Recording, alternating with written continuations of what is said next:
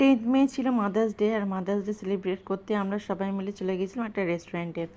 Hello everyone, আমি মনীষা। নতুন একটা মিনি ব্লগে আবার তোমাদের জানাই অনেক স্বাগত, অনেক ভালোবাসা। দেখো বাচ্চাগুলো সব থেকে বেশি মজা পেয়েছে, আনন্দ পেয়েছে। 9th মে অর্থাৎ মাদার্স ডের একদিন আগেই আমরা চলে গিয়েছিলাম মাদার্স ডে সেলিব্রেট করতে একটা রেস্টুরেন্টে। অনেক দিন ধরেই যাবো করছিলাম সবাই মিলে, যেহেতু বাচ্চাগুলো পরীক্ষা হয়ে গেছে, প্লে গ্রুপ থেকে আরেকটা ক্লাস উঁচুতে উঠেছে, আর যাওয়াও হচ্ছিল না। তার মধ্যে আমিও গিয়েছিলাম পরীক্ষার পর মার কাছে কিছুদিনের জন্য।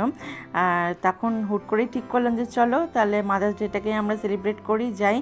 মাদার্স ডে ছিল পরের দিন 10th মে, কিন্তু আমরা 9th মে গিয়েছিলাম। আর বাচ্চাগুলো তো ভীষণই আনন্দ পেয়েছিল, সাথে আমরাও। বাচ্চাগুলোর সাথে সাথে আমরাও যে খুব কাছে বন্ধু হয়ে গেলাম এত তাড়াতাড়ি যে মনেই হলো না যে এই তো সেদিন ভর্তি হলো নতুন ক্লাসে। আর এখানে অনেক কিছুই আমরা অর্ডার করেছিলাম। প্রথমে অর্ডার করেছিলাম ক্রিসপি চিকেন, আর বাচ্চাগুলো দেখো খুব আনন্দ সহকারে খাচ্ছে।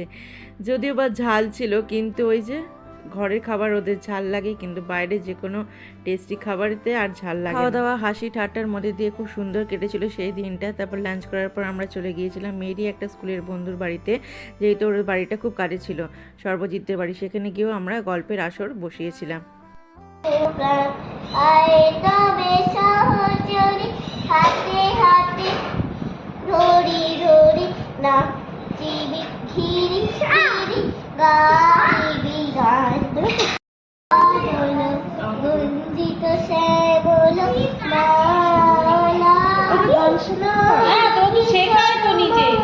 নাইন্থ মে যেহেতু ছিল রবীন্দ্র জয়ন্তী, তাই হচ্ছে আমরা সবাই একটুখানি গান গেয়ে রবি ঠাকুরকে শ্রদ্ধা জ্ঞাপন করলাম।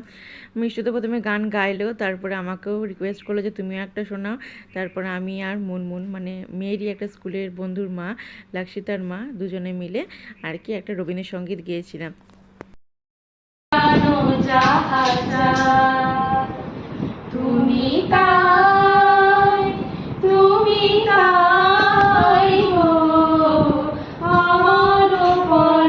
খুব শিগগিরই দেখা হবে নতুন একটা মিনি ব্লগ নিয়ে। আর ব্লগগুলো কেমন লাগছে তোমাদের অবশ্যই কিন্তু কমেন্ট করে জানিও।